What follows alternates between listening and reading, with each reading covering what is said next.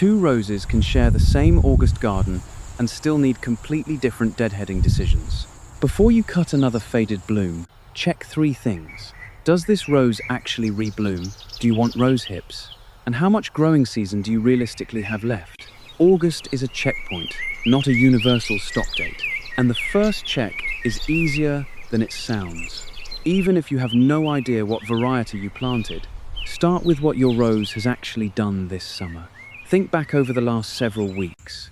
Did it produce one big flush of flowers and then mostly stop?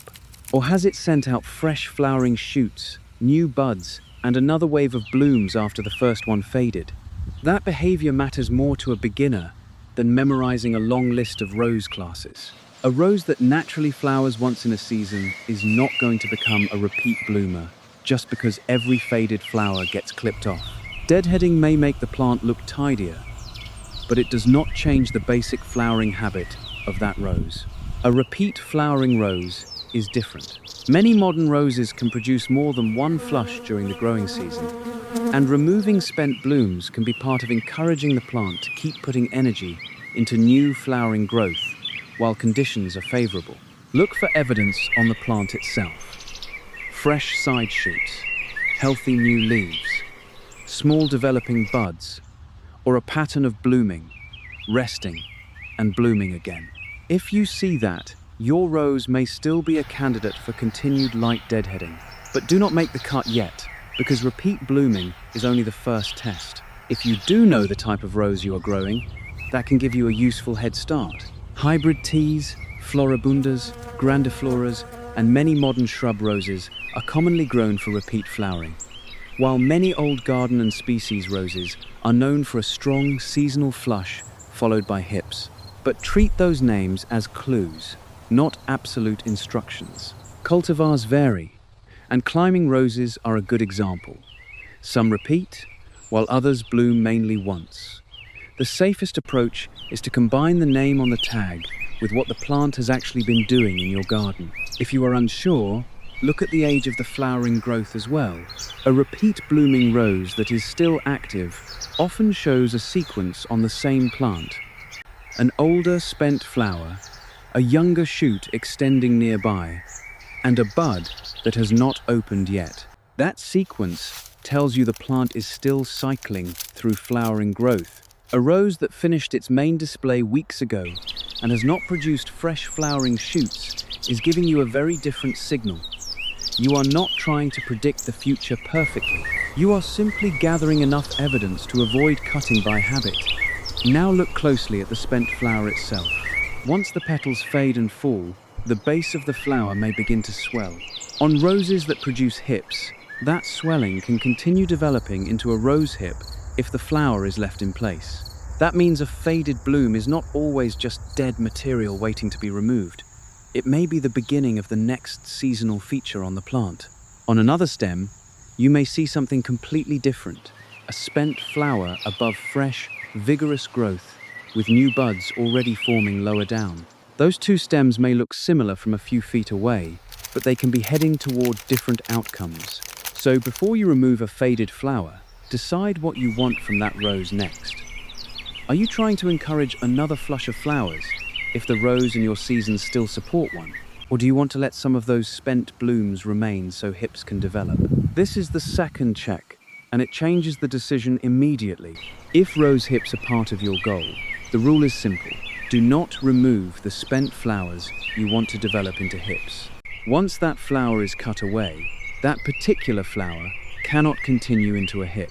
Some roses produce especially attractive hips, while others are grown mainly for their flowers and may not give you the same display. So do not assume every rose will produce identical hips, and do not assume hips should always be the goal. They are simply another possible late season outcome. Rose hips deserve one more clarification, because they are often treated as either something everyone should keep or something everyone should remove. Neither is necessary. Hips are simply the fruit that can follow a successfully pollinated flower. They can add late season color and interest on roses that produce attractive hips, but they are not a requirement for a healthy looking garden. If you prefer continued flowering and your rose, season, and plant conditions support that goal, it is reasonable to favor deadheading. If you enjoy hips, wildlife value, or the natural late-season look of the plant, leaving selected spent flowers can make more sense. The important point is that you choose the outcome instead of removing every faded bloom automatically. If your goal is still flowers, and your rose has been actively reblooming, deadheading may still make sense. But this is where one of the most common late summer shortcuts breaks down. A repeat bloomer is not an automatic green light to keep deadheading forever. The better question is not just, can this rose bloom again? The better question is, does it make sense to keep encouraging another flush under the conditions in my garden right now? That brings us to the third check. How much useful growing season is actually left? This is why an August rule can be misleading across the United States. August does not mean the same thing in every garden. In a colder region where nights are already cooling, and the typical first frost arrives relatively early, late summer may be the point when you begin shifting away from pushing for one more flush. In a long season or warmer region, a healthy repeat blooming rose may still have plenty of active growing weather ahead. So do not copy a cutoff date from a gardener who lives in a completely different climate and assume it must apply to you. Use your local seasonal pattern as the guide. Think about your typical first frost, but do not treat that date like a magic switch either. Look at the plant. Is it still making fresh growth? Are new buds continuing to appear? Are daytime conditions still supporting active growth, or is the whole plant beginning to slow down? The calendar can tell you when to start paying closer attention. The rose tells you what is actually happening. There is also a practical reason not to turn this into a race for the last possible flower. Late summer rose care is a transition, not a finish line. Your plant may still flower while nights gradually cool, days shorten, and growth slows. You do not need to identify the exact day that summer care becomes fall care. Instead, watch for the direction the plant is moving. If vigorous new growth and buds are still appearing, that tells you one thing. If flowering has slowed, hips are swelling, and new growth is becoming less active, that tells you another. In a garden with a shorter season, that transition may arrive while another gardener, hundreds of miles away, is still enjoying weeks of active rose growth. That is why a national video should never hand every viewer the same cutoff date. Local frost history is useful context, but the living plant is the final piece of evidence. This also explains why you can hear two pieces of advice that sound contradictory. Keep deadheading roses in August and start letting roses slow down in late summer. Both can make sense under different conditions. One gardener may be working with a vigorous repeat bloomer in a long season. Another may be growing a different rose where the season is already turning, or may be intentionally allowing hips to form. The mistake is not choosing one of those approaches. The mistake is pretending one approach fits every rose in every August garden. There is another reason to slow down before chasing more flowers: the condition of the whole plant. If your rose is healthy, well hydrated, carrying good foliage, and still producing active growth, the decision is mostly about flowering habit, hips, and season length. But if the plant is already struggling with severe heat stress, repeated drought stress, major disease pressure, or weak growth, another flush of flowers should not be your only priority. Look beyond the flower head. Is the foliage holding reasonably well, or is much of the plant declining? Are the new shoots firm and healthy, or is growth weak and stalled? Has the root zone been drying repeatedly during hot weather? A stressed rose needs its basic growing conditions addressed before you worry about squeezing one more display out of it. Deadheading is not a treatment for heat stress, poor watering, or disease. Sometimes, the best late summer decision is simply to stabilize the plant and stop making bloom production the main goal. And before any cutting happens, make one more distinction. Deadheading is not the same thing as hard pruning. This matters because the word cut can make beginners think they should shorten the entire rosebush in August. That is not what we are talking about here. Deadheading is a limited removal of a spent flower or spent flowering portion. Hard or structural pruning removes much more stem and changes the framework of the plant. Those are different jobs with different timing considerations. If you are continuing to deadhead a healthy repeat bloomer, keep the action proportional to the goal. You are removing the faded flower to manage spent blooms and, where appropriate, encourage continued flowering. You are not using late summer deadheading as an excuse to reshape the entire bush. And if the rose is already forming hips you want to keep, leave those stems alone. When you do decide to deadhead, keep the cut modest. Remove the spent flower or spent cluster back to a healthy point on the flowering stem, rather than automatically cutting deep into the bush. You do not have to hunt for one magical leaf position on every rose. The goal is to remove the finished flower without turning a routine cleanup cut into major pruning. If a cluster has several faded flowers, but some buds are still unopened, there is no reason to sacrifice the unopened buds just to make the cluster look perfectly neat. Let the remaining flowers finish, then reassess the cluster. This is another place where looking closely beats following a rigid formula. A thin, weak tip, a strong, healthy node, an unopened bud, and a developing hip are not interchangeable. The more you can read what is already on the stem, the less likely you are to make a cut that works against your actual goal. Now bring all of this back to the rose in front of you.